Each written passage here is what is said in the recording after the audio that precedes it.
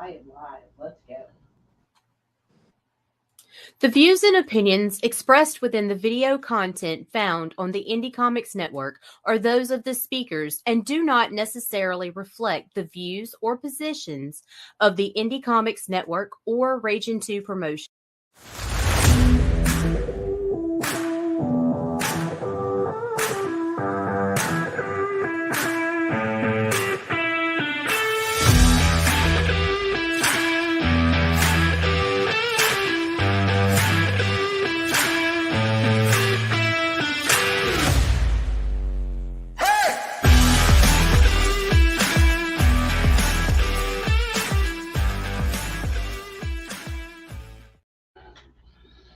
Good evening, everybody. It is Thursday night.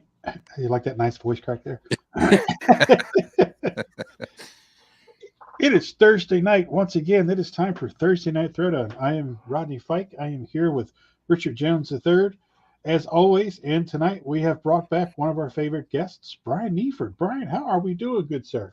Doing good. Thank you. Thank you for saying that. Thanks for having me back. Excellent. Always nice to have you in. Everybody loves your artwork, so I'm sure everybody's excited to see what we have in store for them tonight. Oh, yeah. It'll be fun. Yes. As you all obviously know from the promotion that we've been running all week, we are doing it tonight is Stranger Things night. Edward's in house. Hey, Edward, how we doing, buddy? We are doing Stranger Things just because we love Stranger Things and to celebrate the coming of the final season. So we are in the house and we're gonna just have a good time and talk nerdy and just everybody's encouraged to participate, ask questions, make fun, do whatever you'd like. Just be family friendly. No, you don't have to be family friendly. Just I said that for 3 years and now you can't stop. yeah, that's right. Gotta beat it out of me.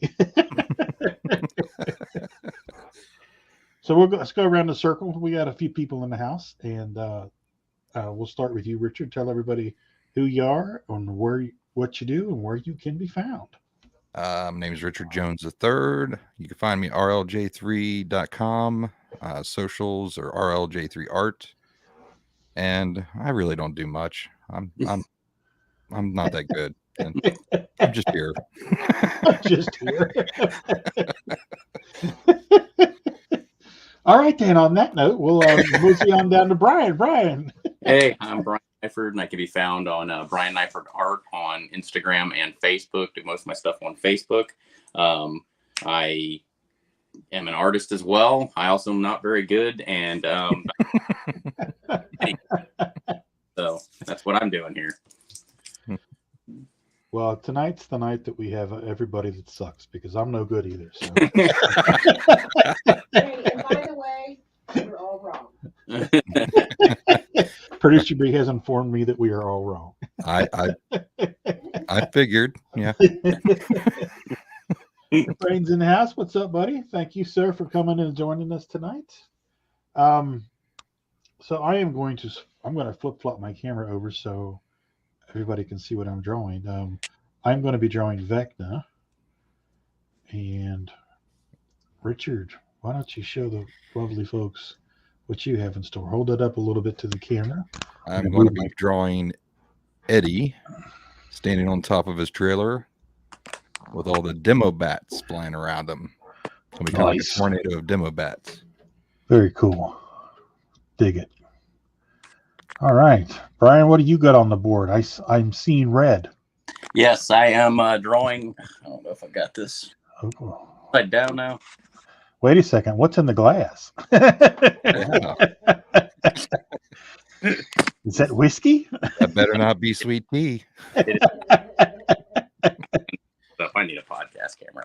Let me get back to the show here. Can't even find it. Upside down. I don't know how I did that. We'll figure this out in a minute. But I am going to be. Does that look right side up for you guys now? Yeah. Okay. I am going to be drawing the upside down, Vecna's lair in particular. I have some Demogorgons, Demo Dog. We're going to have Vecna in there, the Mind Flayer, and Vecna's lair. So I'm working on this red board to make it look like it looked in the show. Sweet. Love it. Nice. Awesome. And I am doing Vecna with the most menacing pose look that I could find. So I really dig the way he looks in this photo. So I'm doing my take on it, and I hope y'all dig it. And Ephraim, I am not finished with inking the Fantastic Four piece. I am only working on that on Mondays during the show. So you can come and watch me on Mondays ink that. I got a good bit of it started, and I will probably finish inking it next Monday, and then we'll color it, and we can ship it off to the person who it's going to. Actually, deliver it to him because it's a local guy. Always better with delivery. What's that? But it's always better with delivery. Oh yeah. We have lost a caster. He'll be back. He's just. Edward says he always wanted to get Eddie Funko Pop. An Eddie Funko Pop. Yeah, there you go. Oh yeah. Katie's in the house. Katie, what's up, Katie? Doing her year-end reviews. Yeah, she's up there nursing a headache. We were both having headaches earlier. Well, Tis the season. I suck this week because not only did I make producer B sick, I made producer B's mom sick. Oh no. Yes. So she's not feeling very well today, which makes me feel like shit.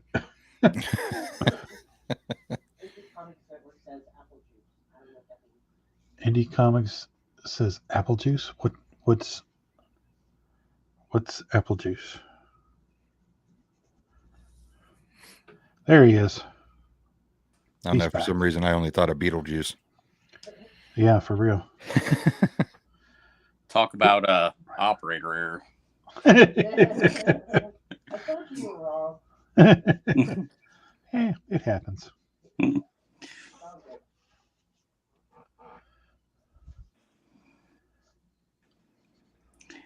Back in the show. So, I backstage we were talking about you guys were watching episodes of Stranger Things today for tonight's show. Mm-hmm. What were you digging about it? What reminders or what just struck you funny? Something you might have forgotten about? And for me, the main thing I love about that entire series is the way it could just shift you back to those days. Oh yeah, absolutely. Yeah. I mean, the whole time I was watching, I'm just like, man, that was such a better life back then. Why can't we go back?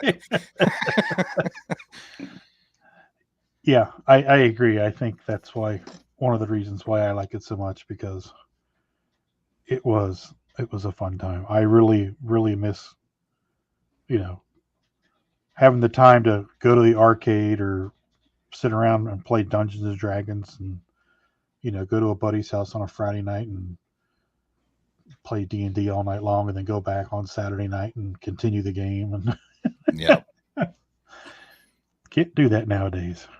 No, I was a D&D player as well. Were you, Richard? I was not, actually. Surprisingly, I don't know. When I was a kid, I really didn't talk to a lot of people. I didn't hang out with a lot of people. I mean, I mainly sat in my room all night and drew just random stuff, Yeah. Typical artist. Yeah, I there was a lot of that going on too, but yeah, I did have a couple of folks that I hung out with, but I haven't played D&D probably since probably 90. Oh yeah, easy for me. Yeah. So it'd be fun to find a group of folks and be able to do that again. That'd be nice. I'm not sure if they play D&D, but I think they still play D&D. One of my buddies has a group of guys that he hangs out with once a week, and they play. I think they play D&D. I know they play other games too. And then another one of my buddies that might be actually watching right now, Kempf. He has a group that they call the Nerd Herd, and they get together or used to get together. I'm not sure if they still do, like once a week, and play games and do stuff like that. Yeah. Nice. Yeah, that would be cool. Okay.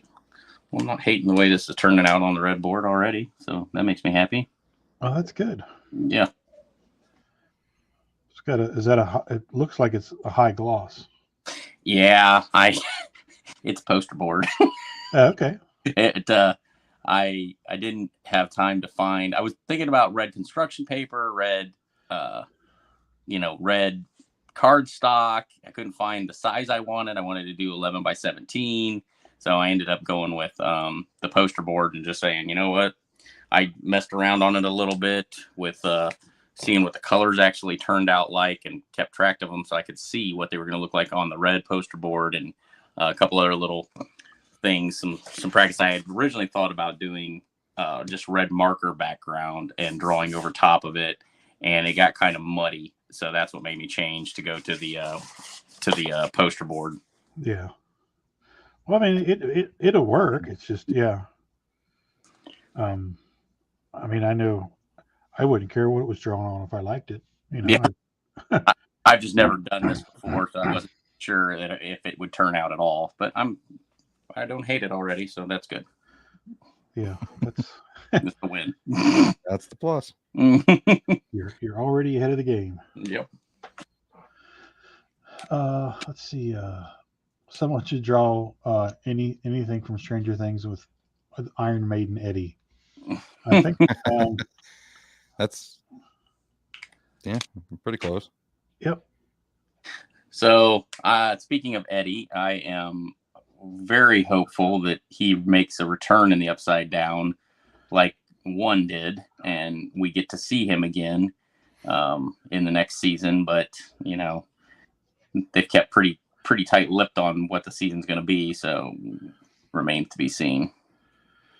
Well, there's a lot of people that are saying that he's going to come back as kind of like a Vecna character, I guess. It could be, but it has to be bad. Yeah, true. Yeah, that's what I heard, that he was going to some iteration of Eddie was going to be back in the next season, is what I heard. Would be fantastic. Yeah, I was like, ooh, what does that mean? Yeah, they'd be stupid not to. Yeah, he was very well received. I haven't talked to one person that watched it that didn't like his character. You know? Oh, for real? Yeah, everybody loved him. It's because everybody knew that guy in high school. Yep. You know. And I think that's why it's. Rodney, I think you were that guy in high school. Kinda. I wasn't that extrovert. I had the long hair and the pierced ears and the jean jacket and the army jacket and the pierced ears and the Hellfire Club t-shirt. No, actually, I was wearing the Bill Sienkiewicz New Mutants shirts. West Coast Avengers shirts. Nice. I was wearing all the comic book shirts back when it wasn't cool to be a nerd. Because I didn't care. Does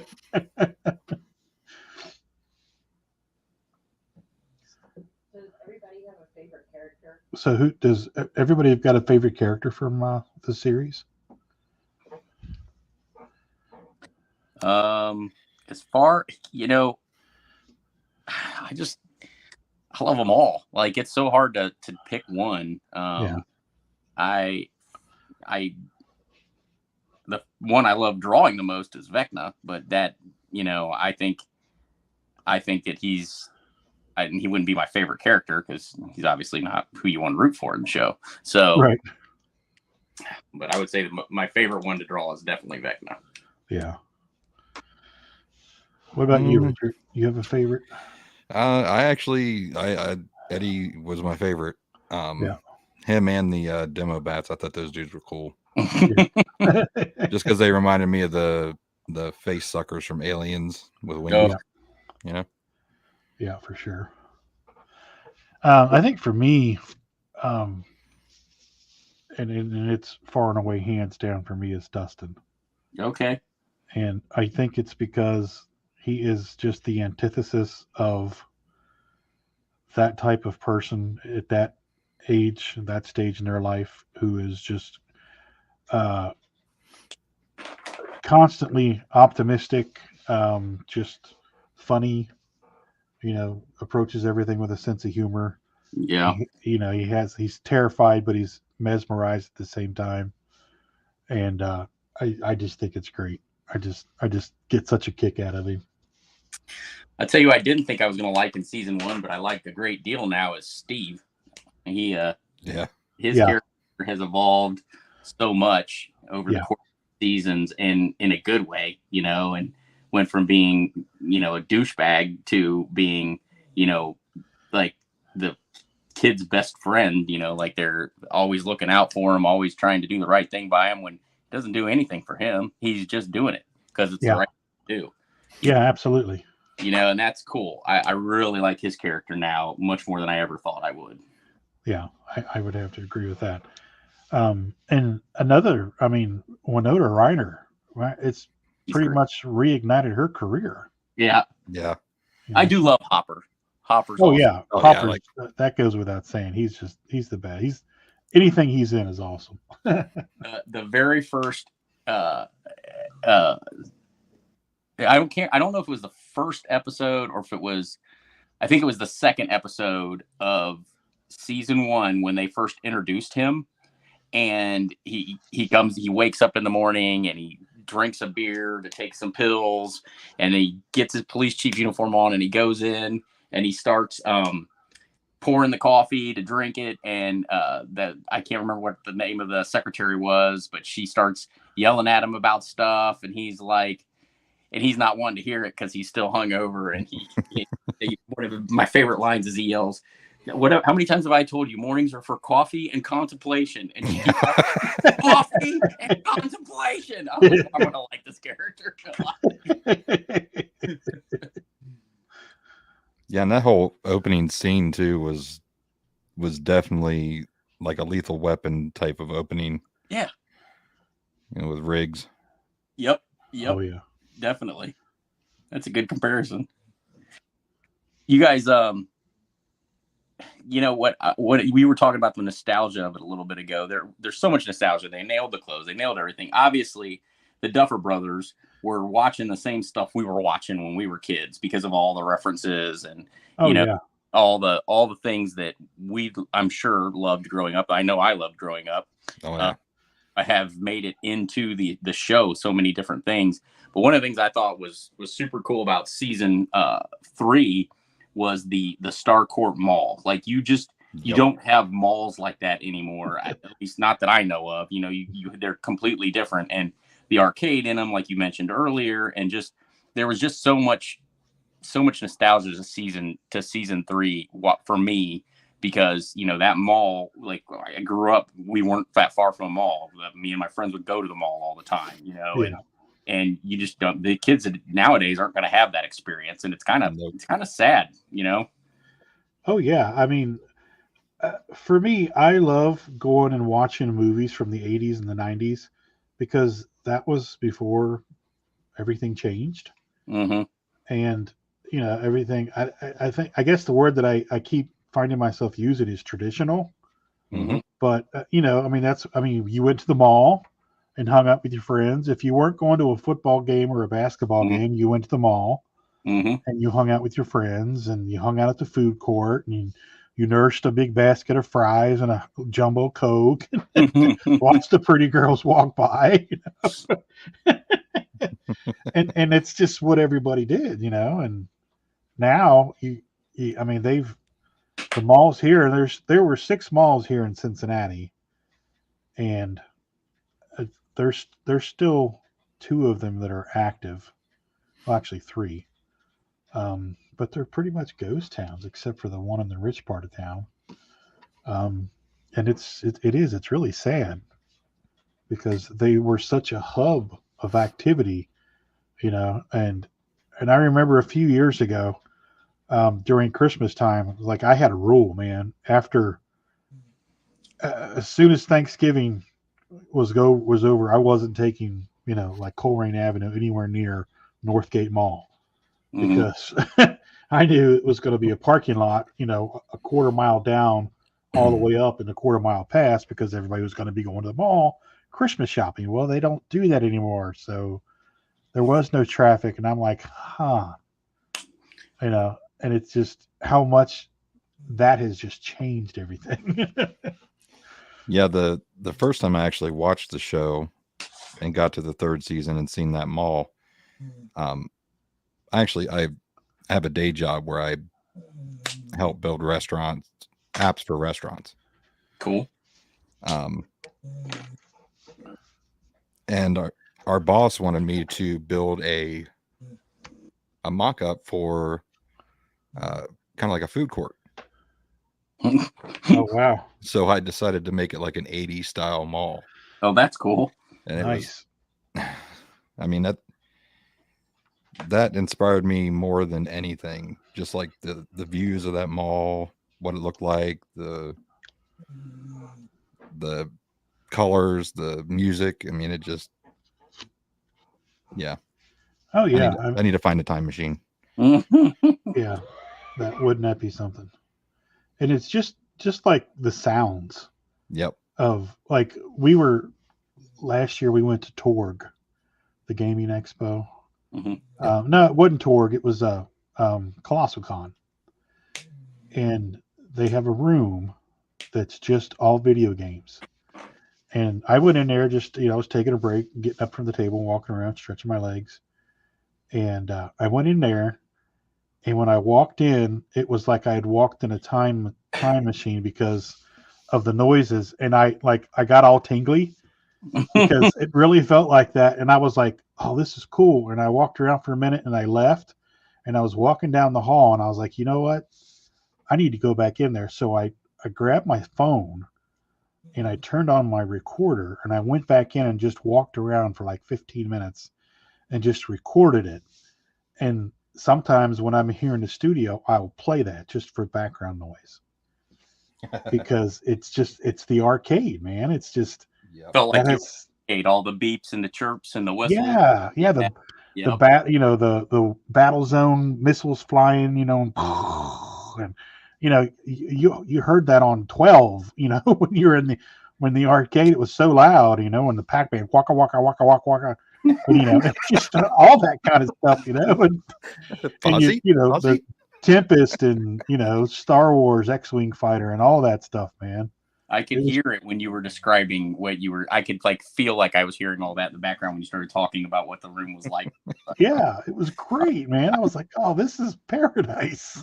I didn't want to leave. And I didn't play any of the games, and they were all free. But I was being an old man enjoying, reminiscing. I was just sucking it all in.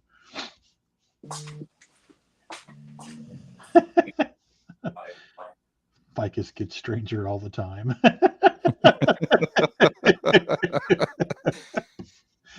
Oh, Chad's in the house. He says, to relive those days.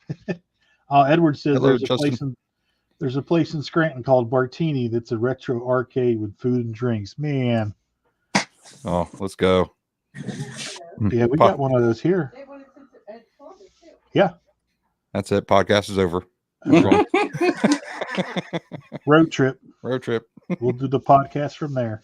That's what we should do. That would be sweet. Oh, yeah, that'd be awesome. Where was this at? I had to step away for a second. Wait a minute. That's a good idea, actually. Yes, it is. Gym City. You're going to Gym City, right? Yep. We have the, what is it, drink and draw or whatever it is? Yep. That's how I got that drink and draw is how I got invited to the Gem City as a nobody after going to this last one. I got lucky. Oh, Fyke, don't forget to thank Brian for your new toy. What are we talking about? Your Wacom. Oh, yes. Brian, thank you so much for the Wacom. Oh, do you like it? Have you decided that's the one you're going to go with and use? Yeah, when I told you that I was coloring pages today, that's what I Yes. was using.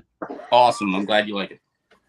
You know, I've been coloring with a mouse for 30 years. What? Yes. Oh my God. I mean, I've done that before and it I sucks. yeah. So I'm in heaven now. Good. And we just got a new little stand so I can tilt it and swirl it, so I can, for my line of inking and stuff. It's awesome. It is an amazing tablet. I think I drew 1 or 2 pages total with it. And then I found out about Procreate, and I really liked the Procreate, and you can't use it on it. And that's why I went back to not using it. And that's the reason, I guess my love of Procreate is the reason you have a new tablet. Well, I like Procreate too, but I like this tablet. No, that tablet's awesome. The tablet's phenomenal. Well, thank you again. Oh, you're welcome. I'm glad someone's using it. It's not sitting in a box. That's what I didn't want to have happen. No, we're using it. Rodney is finally coloring without a mouse. Justin's in the house. What's up, Justin? How we doing, buddy?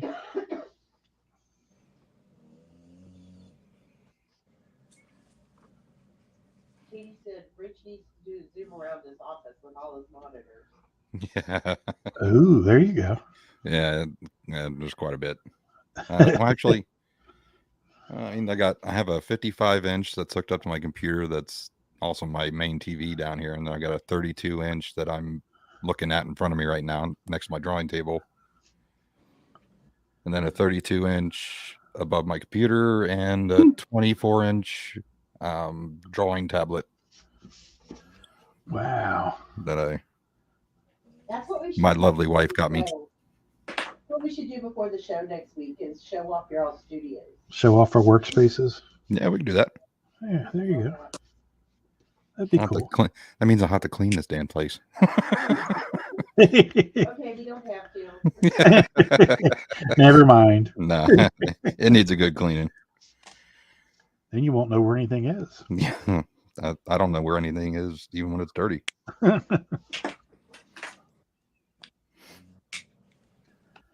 Yeah, but it would be cool to do the show from an arcade one time. That'd be awesome. That would be. I'm in. Game. Definitely. I was going to say we definitely have you back if we do that. We'll have to plan that. Yes. Because that's going to take some logistics.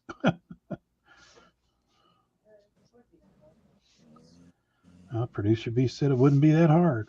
It wouldn't be the same as this, but right. We go live at shows all the time. Yeah. We just have to use our phones. Man, why did I decide to draw Eddie this small? I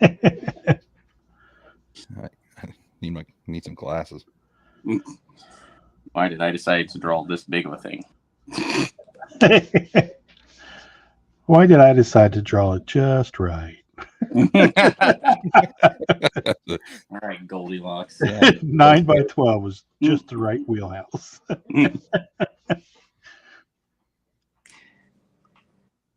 I think it's fun to challenge myself when I haven't done something before, and I said, "Man, why not just do it live so everybody can see you fail miserably if you do? Just do it that way." Yeah, I just looked up and was like, "Wow, that looks really cool." So thank you. I'm happy with the way Vecna is turning out. He's looking cool. I'm happy. Yeah, that's definitely cool. And Richard, from what I can see, that's looking pretty sweet. Little dinky man. Like a mini me of Eddie. But you gotta have it so you can get the. Yeah, I had to get the full scope of everything, Yeah. And then I put a tree over here, and of course my Bob Ross kicked in, so I had to put another tree over here to give him a friend. Well, happy little trees need other happy little trees. Exactly.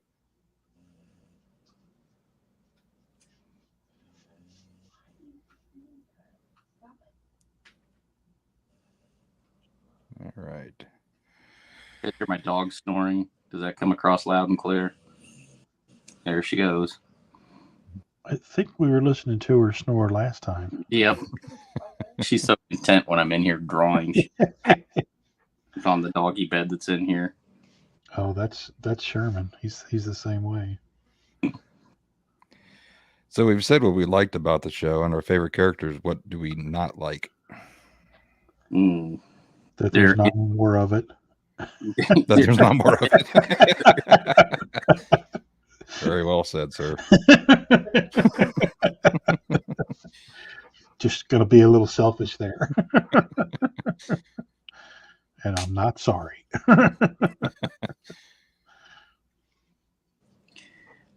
What about you?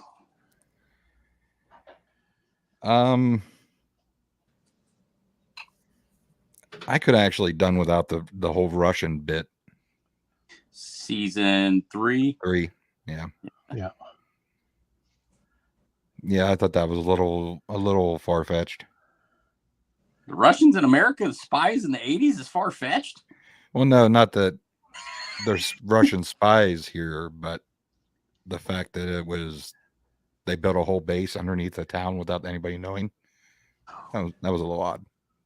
Yeah, under the mall. Yeah. Yeah, that was different. It was a little. Have you heard of Wright-Patterson Air Force Base? Oh yeah, I've heard about that. Yeah, but that's Americans doing it. They could get away with it. There was a movie that came out in the late 70s or early 80s that was supposed to be like an I can't remember the name of it to save my life. And I can't find it when I Google it or search, so I don't know what ever happened to it. But I got to see it once, and it was about the fact that the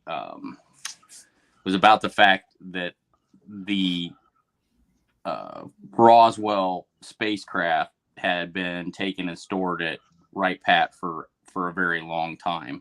Yep. Oh yeah. They actually kept it. Yep. That's Roswell was the center of R&D in the country and reverse engineering. Basically, Roswell was Area 51. It was the first Area 51. You mean Wright-Pat? Yeah. What did I say? Roswell. Roswell. Yeah. No, Wright-Pat. Yeah. And Richard, you and I had discussion about that backstage a couple weeks ago. Yes, we did. Oh yeah. We're not backstage, so we feel free to talk about it if you want. Yeah, until someone hates you. Yeah, I mean, I'm sure you guys have all heard of Bob Lazar, right? Oh yeah. I have not. Bob Lazar. Bob Lazar in the late 70s, early 80s, I believe. Early 80s. Yeah, early 80s. Okay. He actually went on a news channel and was talking about all the stuff that basically he worked at Area 51 and was telling everybody, what he did and what they have there and so on and so forth. Everybody thought he was basically full of shit. Oh, that's right. I have heard of him. Yeah. Well, now a lot of the stuff that he said back then, slowly but surely, is actually coming true. Yeah. So real quick, let me ask you this, Brian, real quick. Richard, let me interject. Brian, are you into that sort of thing? Yes. Okay, good. Continue, Brian. What's your name, Richard? whoever you are. Just joking about June Christmas. One of the things that they found was true is he was talking about an element 115. 115. Thank you. Yeah. I was wanting to say 151, but I must have needed a drink or something. No, that's a good drink. That's a different element. But back then it didn't exist on the elemental chart at all. Yeah. And now it does. And it was only discovered in the 90s, 2000s. Yeah. 2000s. And essentially what it is, go ahead. I didn't mean to. No, go for it. Go. It is the element. So first of all, good source point. If you want to, Joe Rogan has had him on his podcast, and with Jeremy, the younger guy. He's a documentary maker. Anyway, but he's on there for 3.5 hours talking about what he did at Area 51. They have 9 spaceships, extraterrestrial spaceships, and 9 different spaceships. And we put the dog to sleep. yeah, Sorry. the dog could care less about the aliens. Is she that situation? Is it too loud? No, it was just funny. Okay. Okay. So they have 9 spacecraft, and Bob's job was to reverse engineer the propulsion units. And they discovered that they have a chemical that is basically the catalyst for the propulsion, and it's an element. And they drop the element in basically like a gyroscope in the center. Have you heard about the Nazi bell? You know the Nazi bell. You're a World War II buff. Yep. Okay, so that was essentially, and they allegedly had a UFO crash in Germany, which is why they were so far ahead of us. In 36, I believe it was, or 33. So right. they were doing this bell, and they were basically, it's kind of, they take mercury and put it in the center, and they spin it, and it creates a vortex, and it causes propulsion. But anyway, this element 115 is the element that they have discovered that they were using, and that's where they got it from. But I strongly recommend going and listening to his interview with Joe Rogan. It's really cool because Joe like tried to prove him wrong on stuff. I don't know if you're a fan of Joe's or if you ever listen to him interview somebody, but he doesn't just jump on board the subject matter. He tries to play devil's advocate and make you defend your position or why you feel the way you do. So it's really good, and it's very informative. And then to tease you even more, Joe said, if you like this interview, you guys should have been with us at dinner last night. Because he always goes out to dinner the night before with whoever he's interviewing. And he said, that's where the real interviews take place. Well, hell, even the documentary itself that guy put together was phenomenal. Yeah, I can't think of his name. It'll come to me when I'm not trying to think of his name. Corvell. Isn't that his last name? Shit, I can't think of it.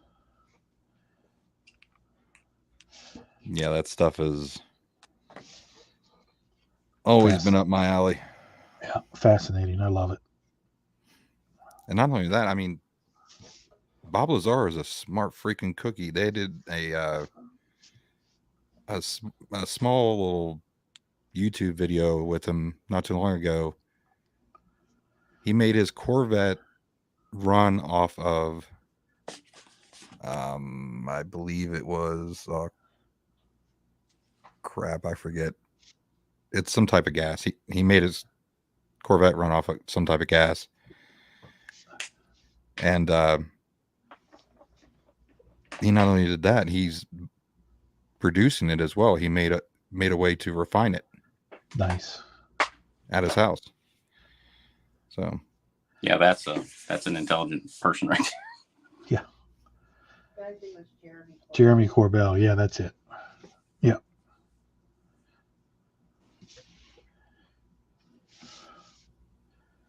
Yeah, so I am all over that stuff. We should do a podcast sometime about that stuff. Oh yeah, and we could add an X-Files. Oh yes, absolutely. Oh man. Gonna get some refreshing on that. Yeah, I loved X-Files, but I haven't watched it in 20 years. Yeah. Oh, I still watch it every once in a while if it's on TV or if I see it on a streaming channel or something like that, I'll watch it. Yeah. What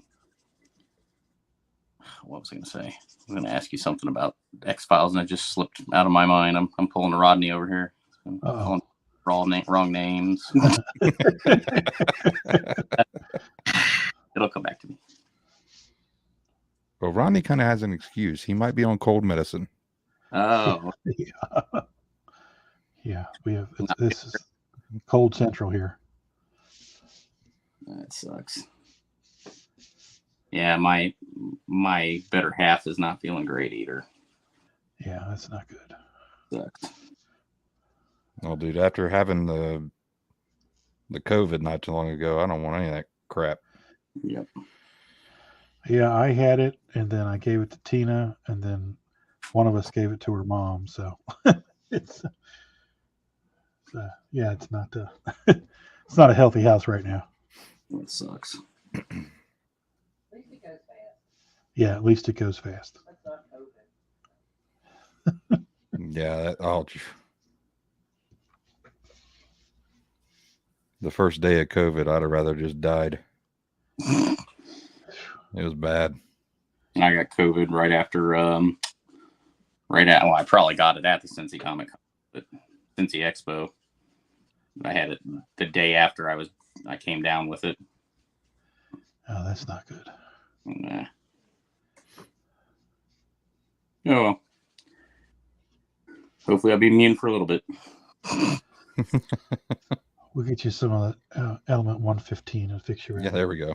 Yeah, You might glow for a couple days, but I'm good with it. I naturally. It's all the white hair I got.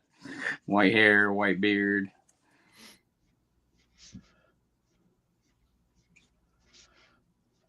Let's see. Okay, so we did characters. Does everybody have a favorite season so far? a favorite what? Like we just keep getting better. A favorite season. I'll go first since you guys are flying. Until season 4, it was season 1. I loved season 1. Obviously, it was new and fresh, and you didn't know where they were going with it. But then after that, it was season 4. I loved everything about season 4. Them introducing Vecna, further tying in, the history of it. And I don't know about you guys. I'll bring this point up later. But what about your guys' favorite seasons? I would agree in that order. It was 1, and now it was 4. Yeah, I'd probably agree as well, to tell you the truth. Yeah, the introduction of the new characters of Vecna and Eddie, and just the way that it was handled and the connections to the past was awesome. Like when I was rewatching it, one of the things that I wanted to see was I wanted to check the dates because Elle escapes on I think it's November 6, 1983 is when she escapes and the Demogorgon gets out and takes Will Byers. But in the I wanted to see when the confrontation between her and 1 occurred, which was actually 79 when you get into the show, because I wasn't sure if it was going to be the same time frame or close to it. But so she was there for like 4 more years after the confrontation with 1. But the thing about 1 is, did anybody else know right away that he was Vecna? I kind of had a sneaking suspicion, and I think I might have actually mentioned something to Tina about it when we were watching it. Go ahead. Maybe not necessarily knowing he was Vecna, but knowing that I think I made the comment that he's the strongest one out of all of them. Yep. When he showed up, and I just rewatched that episode about an hour and a half ago.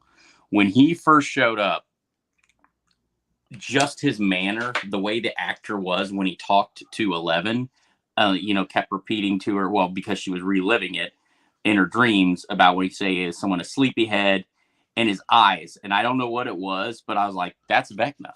That's Vecna. But then I'm like, how could that be Vecna? How is that the case if he's the one that killed, that family back 50 years ago? Because he's not Vecna yet. And then it was, obviously they explained it all away, which was great because I'm like, he's got to be Vecna. I'm telling you, he's Vecna. And I told Bridget, I said, I'm not going to spoil this for you, but I think I know who Vecna is already. I just don't understand how it could be. And she was like, okay, well, and then it ended up being him. He just had that eerie quality about him, and I think they threw it out there, but it just left me questioning it, obviously, because of the timing of it, and it was 79, and then supposedly Vecna kills this family, but then that made sense later on once they explained it. Yeah, I had no clue it was him. Yeah, I had a sneaking suspicion, but I didn't make that big of a leap that soon, but I knew that there was something up with him. Yeah, it was a great season. Yeah. I heard that the next season is going to be considerably shorter. Oh yeah? Yep, that it's not going to be as many episodes because they've already kind of gotten to like the penultimate point. You know, they've basically ripped the hole into Hawkins, you know, and there's also going to be a time jump. Did you guys know that? Another one? Yeah, it's going to be basically the 90s now. Yep. And part of the reason obviously is to, you know, coincide with the ages of the characters. I mean, they're growing, you know, these kids that are the actors are growing and getting older, and you know, they can be like a year later and then be 6 foot tall, you know. So yeah. And that's the thing that sucks. When we were watching the first season, I was thinking to myself, I wish that they could have had this figured out and had the finances to like film 3 seasons back to back to back when the kids were still young. Yeah. How awesome would that have been? It would have been great. But they're still doing pretty good with it. Oh yeah. I mean, it's traveling like they are through time, and as they grow, it's been really, really just, it's like the blueprint for how to do serial things. Yep. It's so good. I am going to miss it when it's gone, though. Yeah. Something will come along and take its place. Speaking of something else coming along, we watched the first episode of The Last of Us last night. I have not seen that yet. Okay. But I definitely want to watch it. It looks phenomenal. Was it good? I thought it was good. I had read that it had the highest debut of any streaming thing or news series since The Walking Dead. Wow. Yeah, and I thought of you, Brian, when I heard that. Yeah, that's because everybody's been waiting for that loved The Walking Dead initially has been waiting for something else, you know, like come along. And you know, I did see where like a blurb where someone said today that it has all the elements, if they keep the pacing it the way they are, of the best seasons of The Walking Dead. Yeah. So, and I know a lot of people fell off of The Walking Dead, you know, when Negan came along and didn't like it, and it is to each their own taste, you know. Right. But I still liked it all along. That's okay. There's nothing wrong with that. Weirdos. That's one show that I never really got too much into, was Walking Dead. There were some of the episodes I liked. I don't know. I think the whole zombie thing is kind of just took its toll on me, I guess. I don't know. I don't know. I really can't explain why I didn't really. And it might have been the characters that I just really wanted to into. Yeah. That makes sense. Chance says it crashed the HBO app. Wow. So I got a question for you. Didn't you say getting rid of HBO Max? Say that again? Until the 21st. Yeah, we've got it till the 21st. So you're not going to get to see the rest of that. No, which is why we watched the first episode, so we could at least know what's going on. We'll turn it back on. And yeah, we'll turn it back on. We just rotate, you know, Showtime with, that way we're not paying for all of them every month. No, that makes sense. Yeah. You guys want to take a quick break? Yeah, let's take a quick break, a couple-minute break, folks, and for everybody to refresh their drink or do whatever, and we will be back in 2 minutes. All right. Here on Thursday Night Throwdown. Yeah. Have a question or comment for us to address on the show? Have a topic you want us to talk about? Email us at indiecomicsnetwork@gmail.com. Want your comics to arrive in pristine condition? Head over to GeminiComicSupply.com and save 10% on your next Gemini mailer order or anything in the Gemini Comics Supply store. Use coupon code RAGIN10. That's RAGIN 10.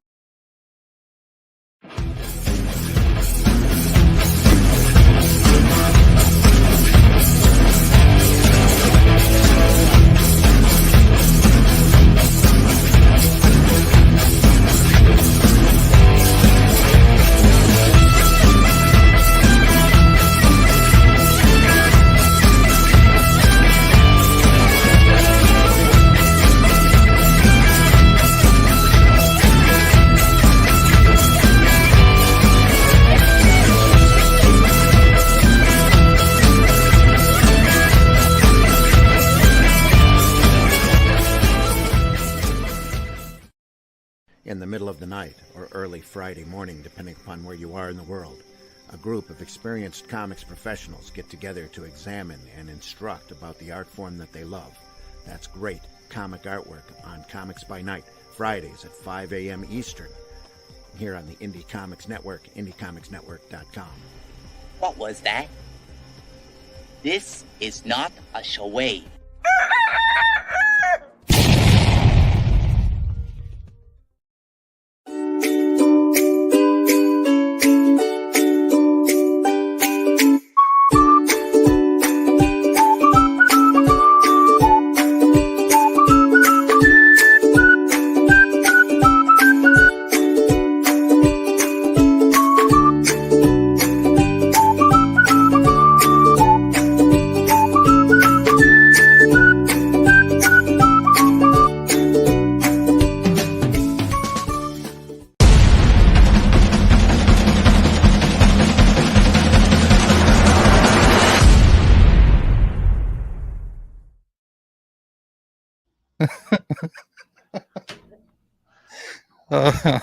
I think it's great that you go from your happy song to boom. It's just like watching TV. Yeah, it's just like watching TV. We have variety here at the Indie Comics Network. Yeah. Oh, that's funny. Oh, that's funny. Oh, shit.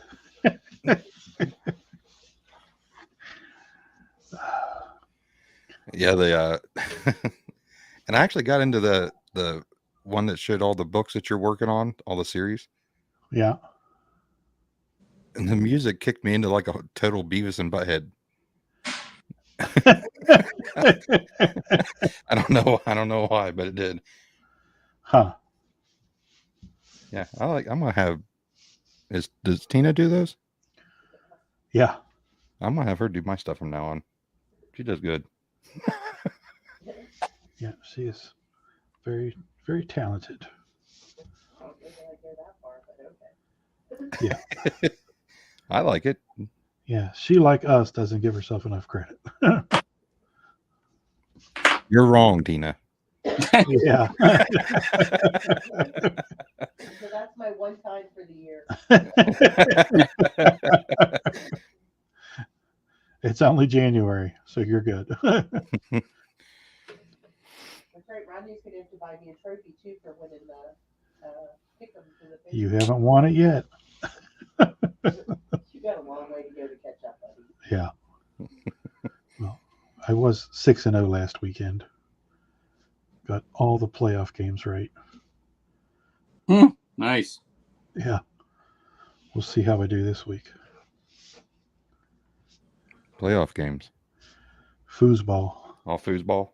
Yeah. Foosball. The sports ball, as Sean would call it.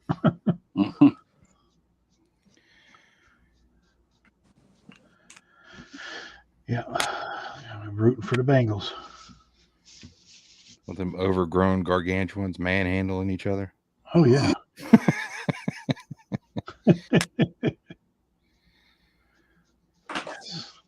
Gladiator, modern day gladiators. Good old gridiron. Oh crap! Say it. What was the movie? Gladiator. No, not Gladiator. Waterboy. Waterboy. Thank you. Yeah. The foosball. The foosball. Mama says the foosball is the devil. Mommy, you say everything's the devil. It was on last weekend. We watched it recently too. I've always loved that movie. That's hilarious. When he throws the baseball out the window and it hits Colonel Sanders in the head. That makes me crack up every time. Yeah, it's funny that how many lines that are from that, like Rob Schneider's "You can do it." Oh yeah. I walk around saying that all the time. I was a part-time manager or a part-time manager of a movie theater when that movie came out, and it was in my theater. So we got to watch it like every night for like a month. It was awesome. After it closed, like we would bring our friends in and watch and watch it and consume adult beverages and have a good time. Hey, nothing wrong with that. No. Mm-hmm. I always thought it'd be fun to work at a movie theater. I mean, you don't get paid much, but no, it was fun. Well, it lasted when I did it. It was about a year, but it was fun just for the movies. I think that's when Austin Powers came out, or one of the Austin Powers movies. Man. Yeah, so it was cool because we always did the like test screenings when they first put them together. I don't know if they still put the films together, but they used to come in and reels of like, depending on length of movie, 3 or 4 reels that you'd have to splice together and then play them to make sure you had to play them before you showed them, to make sure that you didn't like flip the one print upside down or the one roll upside down. So Right. We always did that. And then if they were great movies, we just go back and watch them, the next night or, the next week. So it was a good time. That's awesome. That's cool. Yeah, I always thought that would be fun too. I don't know how they do it now, but I think it's all digital now. that's kind of what I figured. Katie says, "Bring on the baseball pants." Yeah, I know why you want the baseball pants. Uh-huh. We're wise. Which makes me question our marriage, because you married a man that has no ass. Or baseball pants. Or baseball pants, exactly.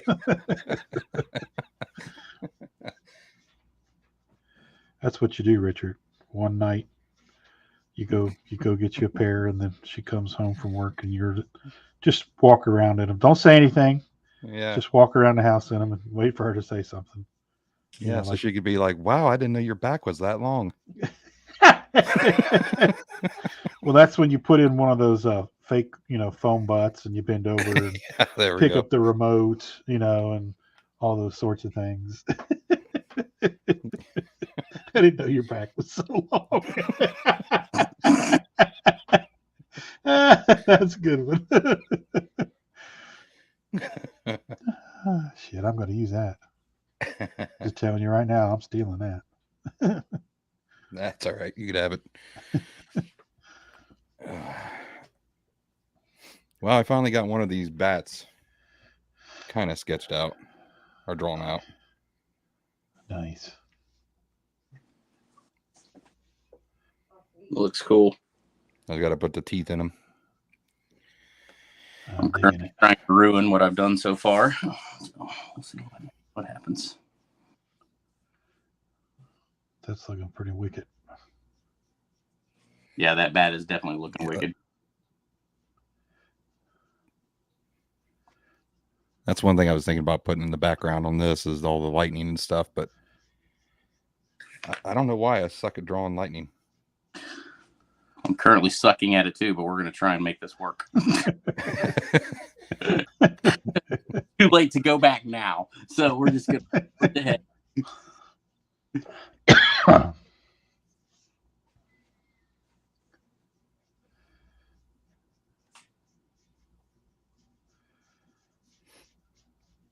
Yeah, the creature design in this show I think is phenomenal. Yeah.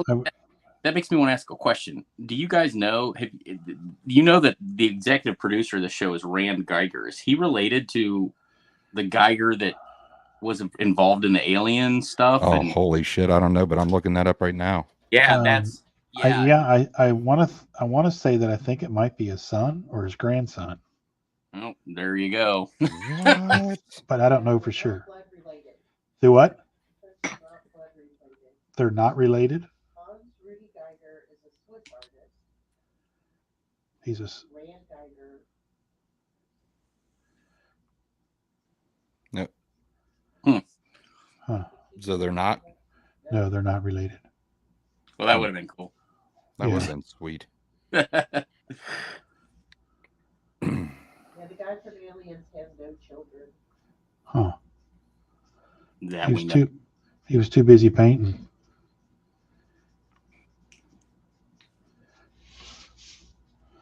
Designing stuff.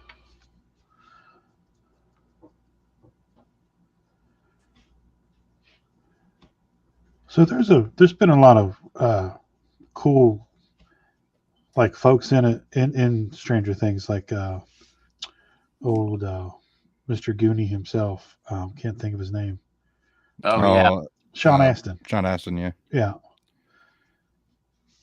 Him and Mom there had a nice, cute little relationship going on. And how sad were you when he got killed there at the end? Were you always rooting for him as hard as we were? Oh, yeah. I was saying Rudy. No, Yeah. I mean, I actually liked him as character. I thought he did really good. Yeah. I was sad they killed him off, for sure. Yeah, that was one and we were kind of hoping they'd bring back, but weren't meant to be. No, and they got the whole relationship between Hopper and her, that it's just been brewing since season 1, really. And I was gonna say, yeah, that you knew that was coming at some point. The thing that I liked about him the most was the fact that the man worked at Radio Shack. I thought that was the coolest damn thing. I mean, I've always loved that place. I miss that place. Yeah, that's again one of the things that makes the show so cool, because it's a period area, a period piece. They don't exist anymore. Nope.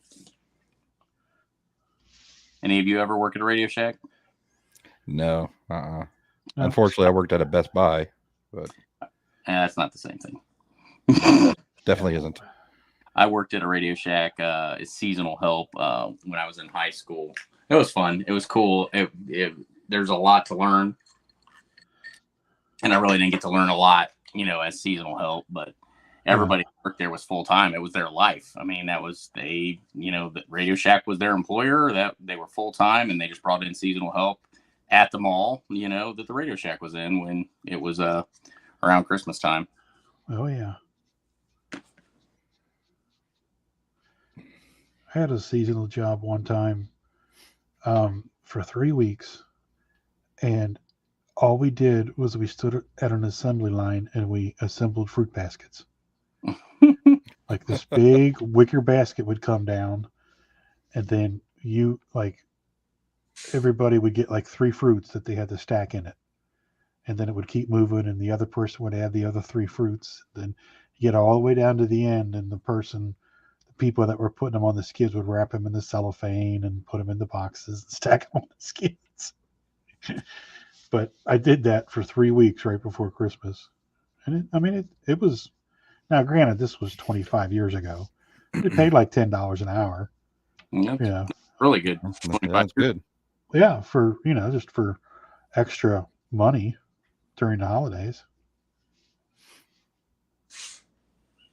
Yeah, I had a seasonal job when I think I might have been I want to say 17 or 18 at Tuttle Mall at I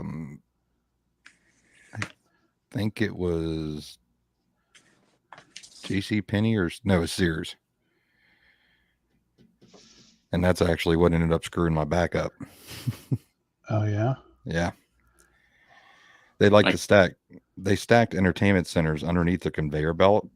Ooh. And of course, you could only get like 2 lines of entertainment centers going all the way down the conveyor belt. So if somebody ordered one that was all the way in the back, you had to take them all out.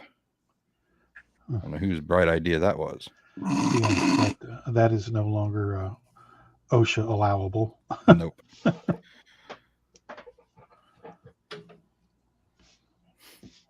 Yeah, that was a interesting job. I was kind of glad that was only seasonal. Yeah, for real. I don't blame you there at all. I'm no longer hating my job, my lightning, as much as I did. Well, that's good. Yeah, that's looking good, man. Thanks. It's going to look a hell of a lot better than mine, I'm sure.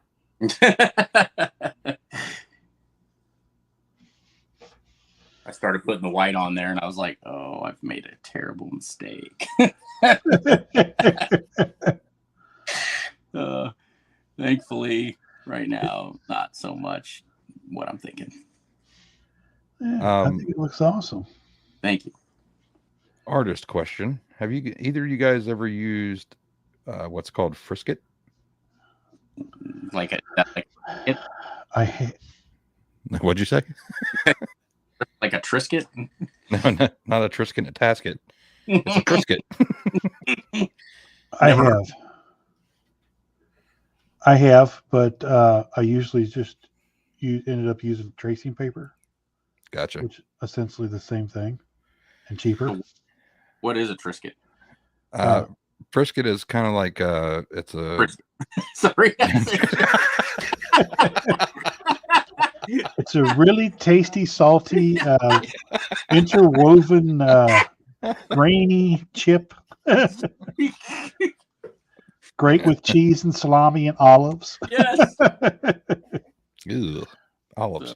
Is a Frisket. It's kind of like this self-adhesive see-through paper that you could trace your drawing out, cut it out, and it masks certain areas of your drawing.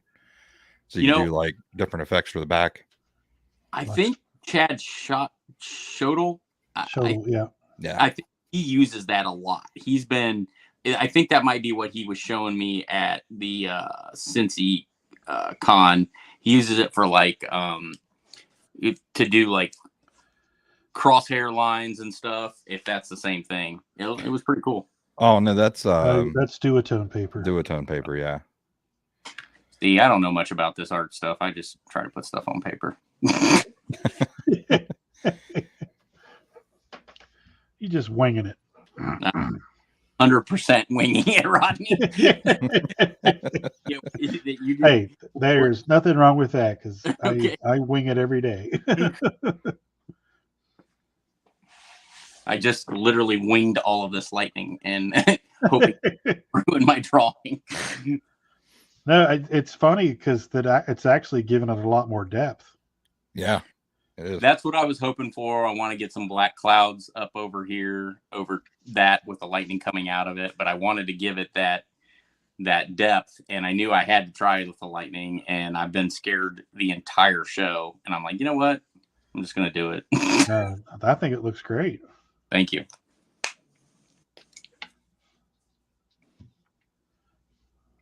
Robbie, you should tell him about George Washington. George Washington. Remember when you drew George Washington? No, we shouldn't. Oh. It's very painful to relive. Oh, now I need to know. Now we have to know. Sorry. Thanks, Tina. It was Valentine's Day, 2021, and we were doing famous couples, and so I was doing Hank Pym and Janet, the Wasp, mm-hmm. and you all know I struggle colossally at drawing women. I did not know that. Oh yeah, I did. Don't ask me to draw a woman because Fair enough. yeah, it's a man, baby. And I'll leave it at that. You'll be doing the Crocodile Dundee test. Yeah, exactly. That's a good one.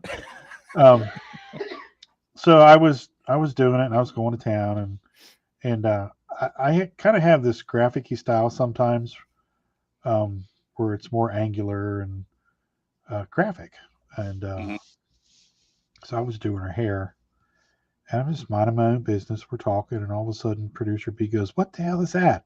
She goes, "Why are you drawing a helmet on George Washington?" I was like, "What are you talking about?"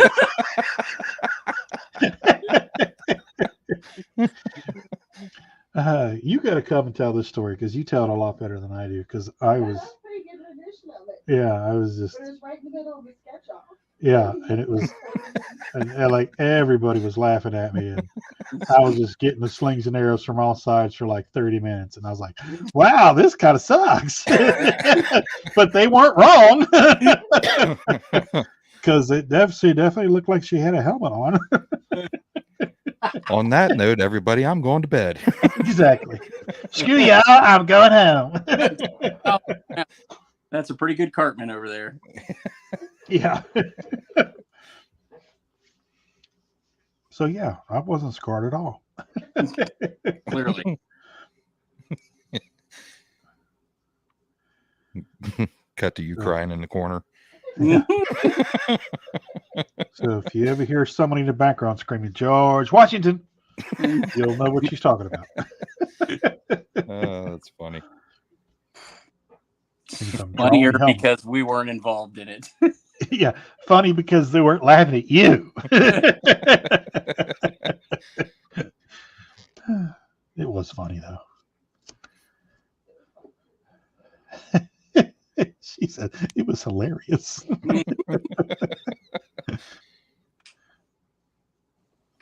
Hey, if you can't laugh at yourself, Yeah. Exactly. you know. It's just, This life. and I think that's what's so fun about this show is, you know, I have always said I'm not the best artist in the world. I do what I can do, and I have no pretenses that I'm anything special. You either like my stuff or you don't, and know that I'm not perfect, and we'll get along just fine. And producer B will tell me when I'm sucky.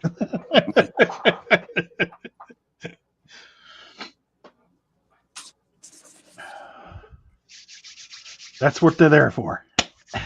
That's right. To right you when you're wrong. Yep. To pop the bubble. She has a whole quiver of pins over there.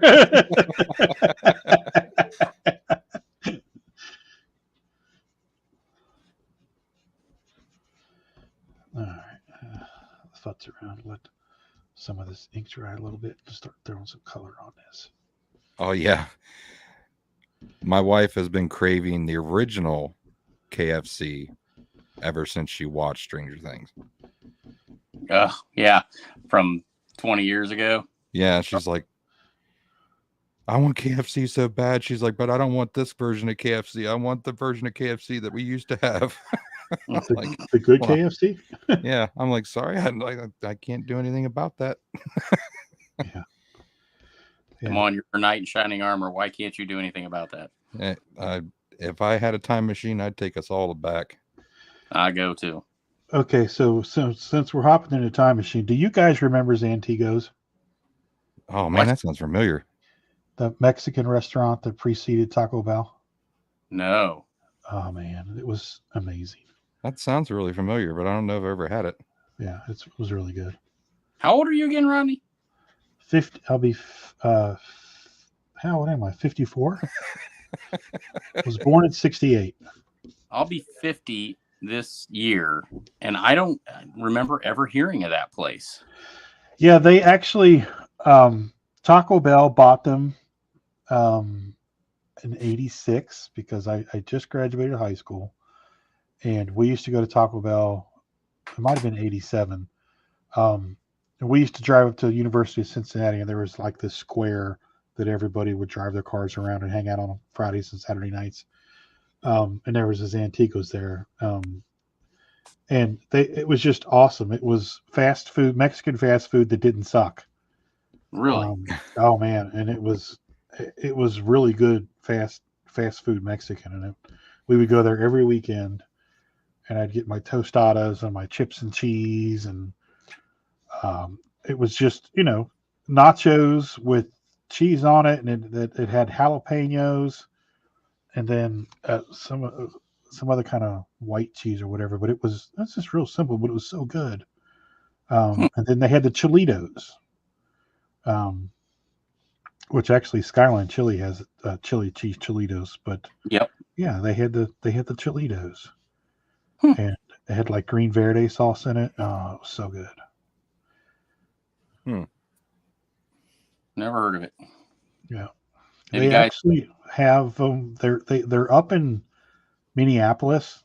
So a couple of guys that are from Cincinnati bought an old Taco Bell, which is funny because all the Taco Bells were old Antigos.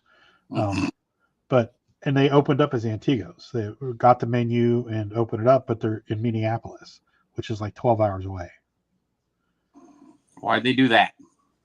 I don't know, because I joined the Antigos Facebook page, and they're always posting pictures of shit that I can't get because it's 12 hours away. I'm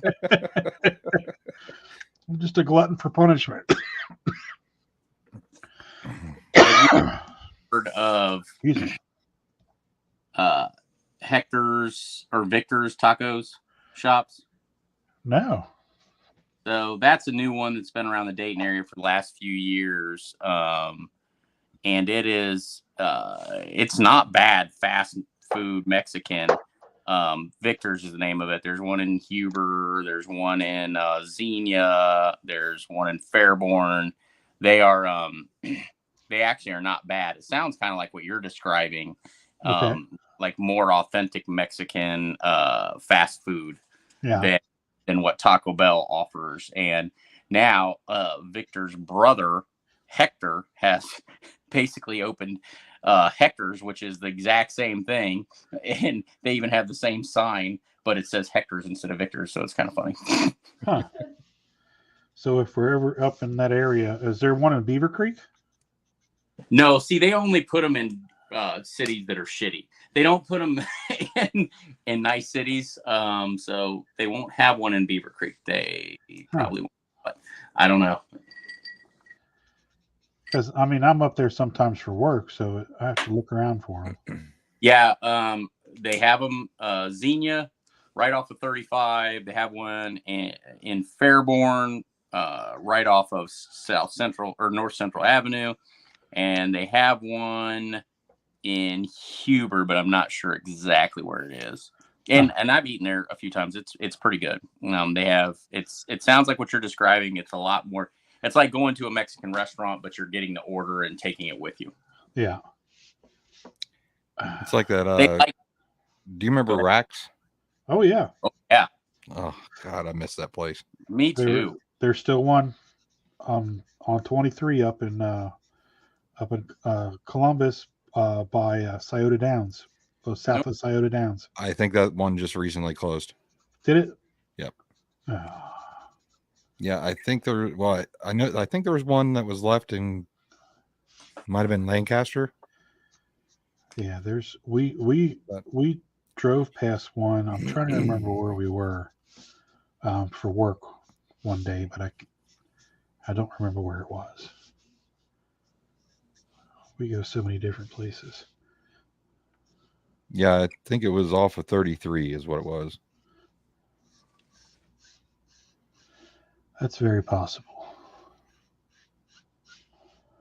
Yeah, it's so funny because me and the one guy that I work with, we don't go to chains like all the other guys. Let's go to McDonald's, or let's go to Burger King, or let's go to Wendy's. We're like, let's find a little hole in the wall mom and pop place, and because the food's gonna be awesome. Yeah, it's gonna be a lot. Yeah. So we're always going in. We actually found a really good Mexican place, mom and pop place up in Bowling Green. And you really had to struggle to find the place because it's kind of like in the back of a building. It's like behind a Papa John's. And we only found it because I Googled like Mexican places in the area, because there's one that's right off the highway that sucks, that we don't go to because it sucks. And we try to avoid those sucky places. Yeah. Good call. Yeah, but it was just it was like a house. It was like kind of built in the back of another house. And we went in there, and it was like the living room. Like they had some tables set up in the living room, and we sat there and we ordered, and it was, oh my God, it was so good. Did you ever at any point wonder if you weren't going to make it out alive when you first sat down? No, wasn't that shady? The patriarch of the family came out and greeted us. He was super nice. So that's awesome. We didn't feel like we were being measured and weighed for wetsuits or anything like that. Yeah. For the next taco. Yeah, exactly. Oh, he's got some good eyes. Some good eyes. We can use those eyes. They'll bring us some good money.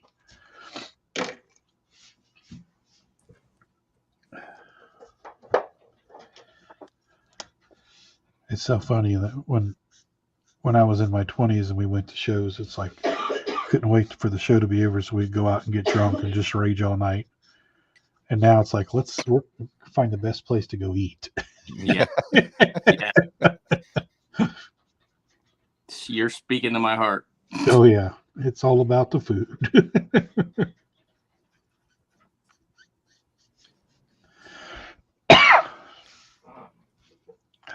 Man, this is going to take forever. Sounds like you and I were a little more ambitious. Yeah, I've been doing this long enough on these podcasts that I know I'm going to do this. Yep, that's why I did what I did. I get this almost done in an hour and a half. Well, I try to make it to where, if because I've been planning on doing this drawing anyways. I've been, oh yeah, chewing off Rodney's ear about weeks. It. Yeah. So I figured, what the hell, might as well do it. Well, when it's done, it's going to be awesome. We'll see. I haven't put the lightning in yet. Awesome. You guys are doing both of them look great. So did yours. Yours is awesome. Yeah. That lightning looks like sweet on there. Thank you. Sometimes you just got to go for it, even if you think you might destroy your entire piece. Yeah. Well, that's funny because that's when you do your best shit, when you just throw caution to the wind and just do it. And it's like, wow, I really did something nice here. I'm really happy with the way it's turning. This is what I want it to look like. So, I think it's great. It feels like Stranger Things. Yes, it does. Awesome. Thank you. No, thank you. No, you're welcome.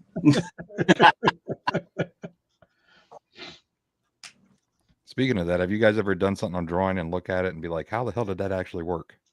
Oh, wait. Ding, ding, ding. Right here. Okay. I did a Sam Jackson piece, just a headshot on a piece of 5x5 Bristol board. And I wasn't even trying. I just did it.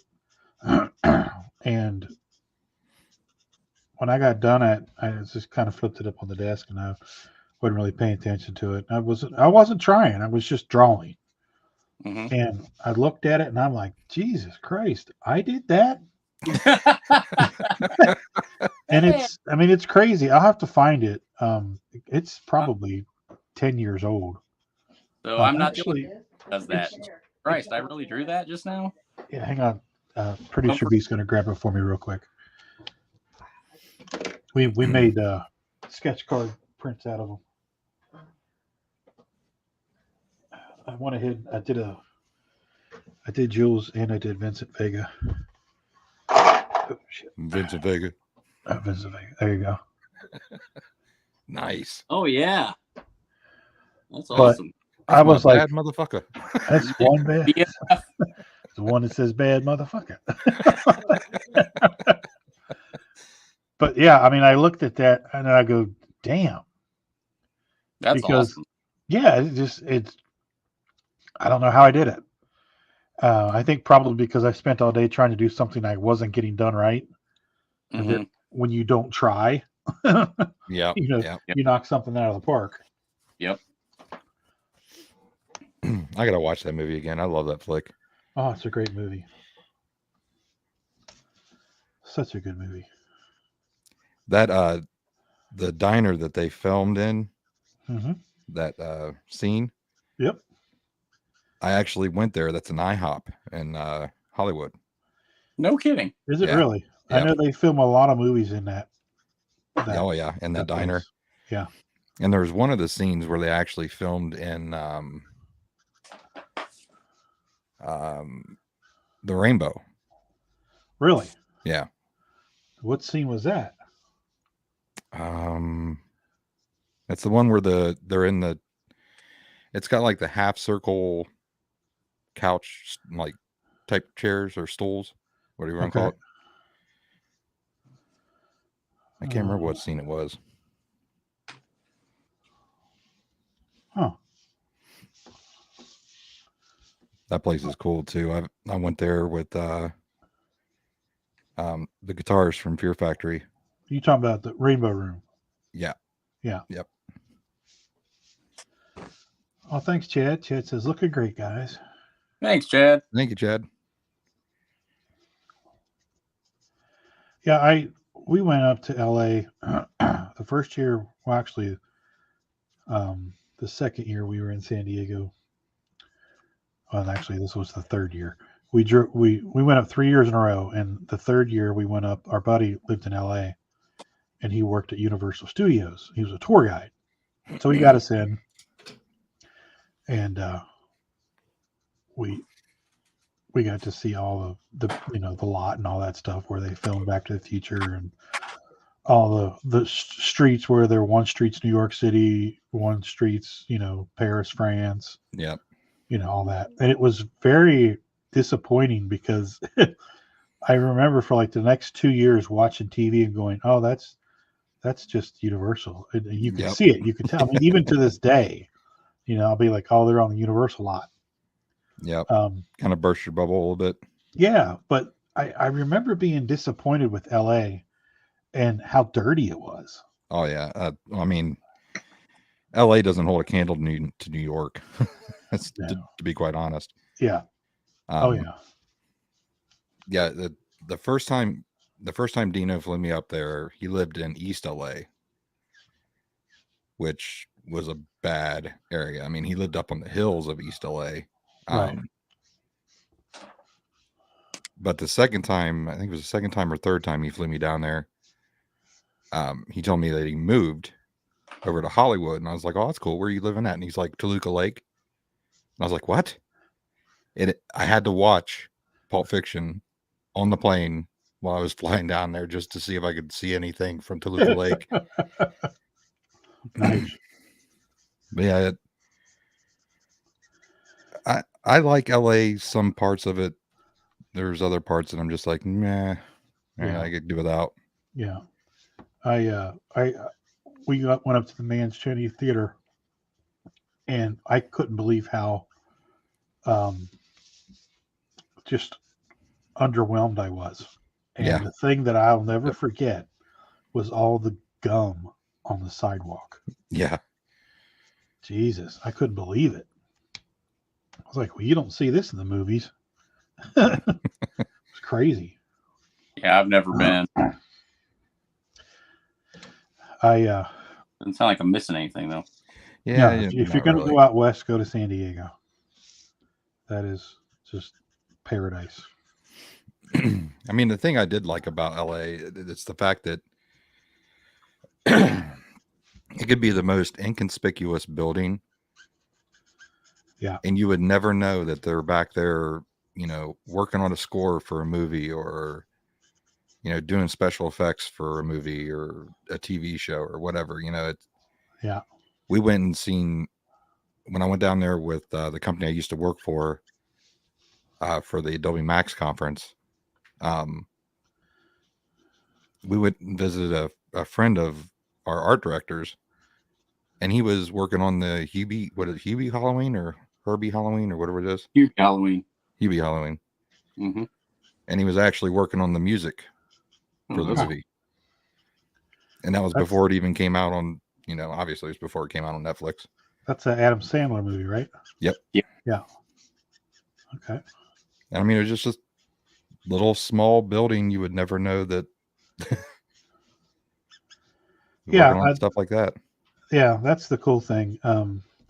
Speaking of that, I saw today on Facebook on Cincinnati Here and Now, they're filming a movie in Covington right now, which is right across the river from downtown Cincinnati. Mm-hmm. And nice. like Robert De Niro's here, and so they had a shot of one of the restaurants here, and with all the period piece cars on the road, and because Cincinnati's got a lot of old architecture from the 30s and 40s. Yep. So they shoot a lot of movies here from those time periods. Yep. But I saw that today, and I was like, oh yeah, because I'd heard that they were going to be shooting that movie here, and then I just completely forgot about it, and then somebody posted it today on Cincinnati Then and Now, and I was like, oh, okay, cool, they're in town now doing that. Yeah, they've been trying to bring a lot of movies into Ohio, or a lot of films to be filmed in Ohio, and they're going so far as to like giving them incentives. Oh yeah, to do it. Yeah, they've filmed a ton of movies here in Cincinnati in the last 20 years. Actually, there's a guy that I know. I can't think of his name. I haven't seen him on Facebook in a while. He's an artist, but he's a background actor. And every time there's a movie in town, he's in it, and he's in the background. And he always posts pictures. And his daughter actually played Ted Bundy's daughter, Zac Efron, the movie that Zac Efron played Ted Bundy. She actually played his daughter in the movie. Oh, that's cool. Oh, nice. Yeah, I can't think of his name. He does artwork on sneakers, like Chuck E. Cheese. Really good artist. Really nice guy. But yeah, they do that. I remember when they were shooting Tango and Cash here in Cincinnati. Great movie. Yeah, they put out a radio ad. You know, and you guys look like a biker. You got long hair and tattoos. Come down here and you know, you could be an extra in the movie. And they filmed it down at the workhouse, which was off of Interstate 75, and it was built like the 1840s. Oh, Tango and Cash was in Cincinnati? What's that? Tango and Cash was shot in Cincinnati? The prison parts at the beginning of the movie when they were in prison. Yeah. Okay. Yeah, that was all shot at the workhouse in Cincinnati. No kidding. Yeah. But my buddy was he said they put him up in the rafters. And they gave him boxes of old Skin Flick magazines and stuff. And they said that they were instructed to when Sylvester Stallone and Kurt Russell walked down, you know, the middle of the walkway, throw all the stuff at them, and you can spit on them. You can do whatever you want. So he said they had to do the shot like 3 times, and he says, so there we were. He says half the guys didn't want to tear up the porno mags because, you know, they were porno mags. And yeah, but he's like, just you're standing up there hawking up, and everybody was hawking up big loogies and just winging them down at him. I was like, yeah.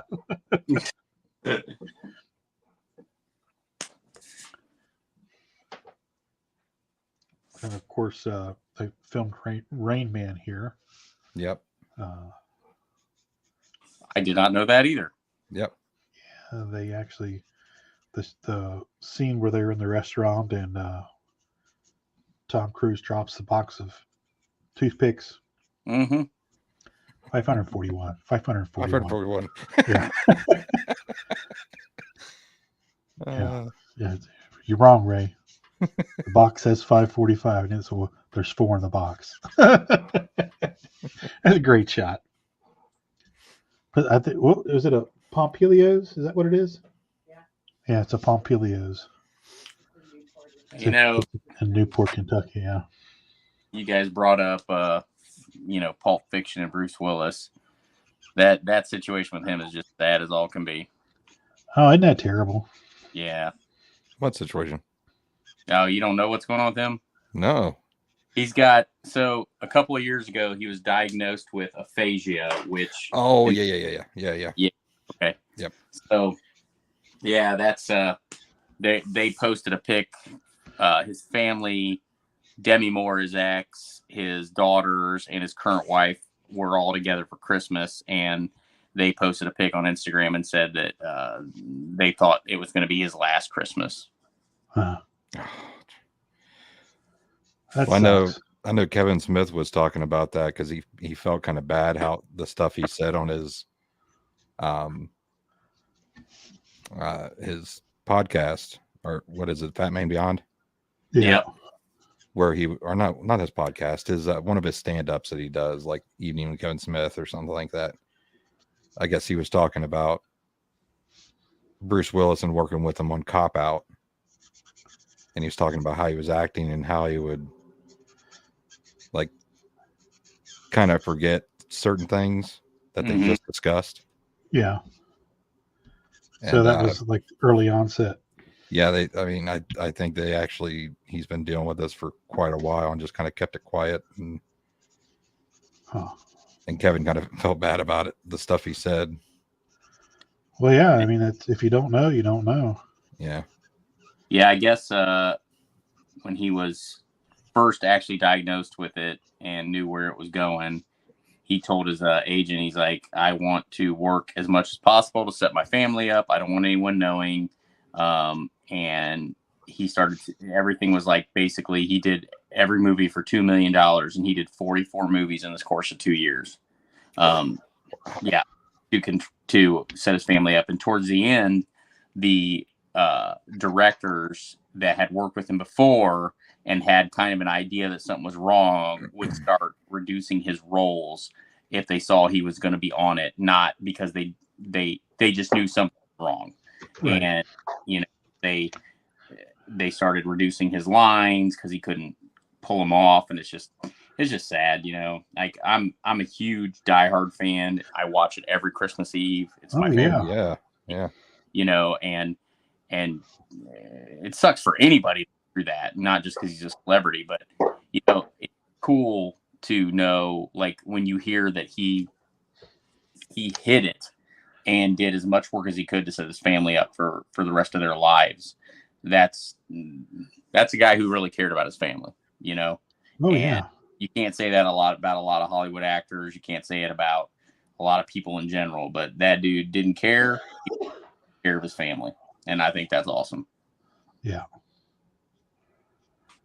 Yeah. I mean, he was such a iconic star for so long, Have you guys ever looked into around Die Hard and how he got cast in that role and any of that situation?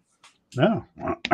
So when Die Hard was a book, and Die Hard was imagined for the screen, and they shopped it around to all these different actors that were super big box office names at the time: Clint Eastwood, Arnold Schwarzenegger, Sylvester Stallone, and none of them wanted to do it. They all passed on it, and the studio didn't know if they were going to be, Fox didn't know if they were going to be able to make the movie. Well, the director that was tied to it, I can't think of his name. He ended up pulling out of the project because they couldn't get an actor to take it. And so John McTiernan, who ended up directing it, was brought in and asked to direct it and rewrite some of the script. Well, McTiernan read the script and he's like, yeah, I don't like the script. And he brought in a script treatment person and said, I want this to have more action, more fun. I want it to be funnier. I want it to be an action comedy. And when they brought McTiernan in, he said, look, I want Bruce Willis to do this movie. And they're like, Bruce Willis? Who's Bruce Willis? He had done a couple movies. He'd done the Moonlighting TV show. Right. And they're like, he's not an action hero. He won't be able to pull this movie off. McTiernan's like, if you're bringing me in, I want Bruce Willis. That's it. I know that's my guy, and that's it. And so they started negotiating with Bruce Willis, and he got more money to be in that movie than any other actor had ever gotten in history at that point, and because of McTiernan's involvement. And when they started shooting the movie, they didn't have the ending of the movie written yet. It was all in process while they were doing the movie. And do you know where they shot that movie at? Uh-uh. Fox Studios headquarters is Nakatomi Plaza. So Really? Yes. And so they were doing day-to-day business at Fox Studios, and those floors were actually unfinished that they were shooting on. And they were doing the shooting of the movie during the day, and explosions and gunshots, and the execs at Fox Studios were getting pissed at everything that was going on during the shooting of the movie. And they were like complaining about it and throwing fits about it. And then it came out and it made more money than they ever dreamed it would. And then they quit bitching about it and agreed to a bunch of sequels. That's crazy. That's usually how it goes, though. Yep. Mm-hmm. Nakatomi Plaza. If you ever want to see it, it's at Fox Studios in Hollywood. Huh. That's awesome.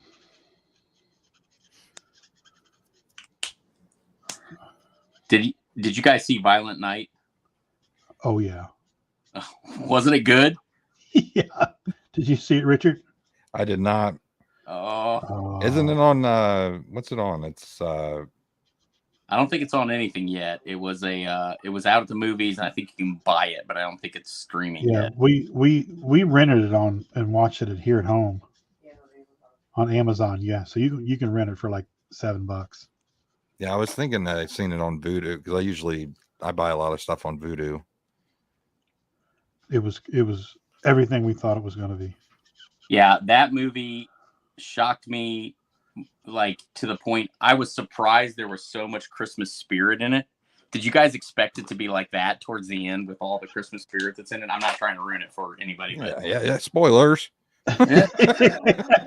all I'll say is they pulled off Die Hard in a Christmas movie with Santa Claus and violence and action and Christmas spirit. They somehow got it right. I don't know how they did it, but it's funny that you say Die Hard, because the whole time we were watching it, we were laying in bed watching it, and I'm thinking to myself, this is Die Hard. Oh, yeah, this is where they this here. Oh yeah, okay. I was totally doing that. And you're right, it does have it. Yeah, you're right. It's very much so the Christmassy feel and the Die Hard vibes, big time. Well, it jumped right up to one of my favorite Christmas movies. So I've got Die Hard, Lethal Weapon, Gremlins, and Violent Night are all Christmas movies that I absolutely adore. Yeah, I will definitely be pulling that up every Christmas. Yep. And David Harbour is just the best. Yeah, yeah. I don't know where he came from, because before Stranger Things, I don't think I'd ever seen him in anything, but he is definitely. Yeah, he was in a movie. God, this was probably 15 years ago. He was a crooked cop, and it was him and another crooked cop. The Departed. Yes. Yeah. And You just brought it back to me. He was in The Departed. Yeah. Yep. And I remember watching him, thinking to myself, this guy's going to be something. There was just something about him that he just had that presence on screen. And just that look, that scowl, Mm-hmm. I was like, he's going to be something. And he is. Yeah, absolutely. Right, you guys have lost track of time again. Oh, wow. We're over. Okay. Well, it's 1:45. All right. So it's time to say goodnight, folks. Yeah, it's time for our Metamucil, and we got to go to bed. Yeah. Your guy. Yeah. All right, everybody. we are done for the night. We're going to call it. I love your van, Rodney. I Thank you. I love the blue highlights. That is awesome. Thank you. I was wondering if I was going to be able to pull it off. I was like, yes, I got it. And I'm loving the bats and Eddie. That's going to be fantastic. That is so sweet. Yeah, that's about all I've gotten done so far. Okay, but there's going to be a lot more bats later. Flip this around. There we go. All right, everybody. We're going to go around the circle again real quick so everybody can tell everybody where you can be found. Richard, let's start with you. RLJ3.com and RLJ3art on the socials. Excellent. Brian, go. Brian Neiford Art on Facebook and Instagram. And this piece will be available if anybody wants to purchase it in about a week when I'm done with it. Sweet. All right, folks, and I am Rodney Fyke. You can find me right here on the Indie Comics Network 4 nights a week now. You can find me Saturday mornings at 10 a.m. for Sketchy Saturdays. Now on Mondays at 3 p.m. for Fyke It, Let's Draw. Tuesdays on Dispatches Outside the Box. And, of course, here on Thursday nights. You can also find me, Rodney Fyke Art, on Facebook, Instagram, and Twitch. And you can find me at the Hasm YouTube channel and on Hasm at Hasm.com, where you can check out all of our books. And we'll be debuting our new book here in 2023, Doghouse. So we'll be launching that Kickstarter here in the next couple of months. So be looking. When you guys launch Roadkill Rampage 4? That's not till May. Oh, okay. Yeah. We Doghouse got done first, so that one's going on the ticker first. And then we're going to follow it up with Roadkill Rampage. And then something else, something new at the end. So we'll see. So listen, everybody, we want to thank you all for joining us tonight. Had a great time talking Stranger Things and ETs and UFOs. And we'll have to come back and do a UFO night. It'll be fun. Yes. But you all have to watch the Joe Rogan, Bob Lazar interview before we do it. All right, everybody. So for Brian Neiford and Richard Jones III, this is Rodney Fyke saying, so long, everybody. Take care of yourselves and each other. Bye-bye. Bye-bye.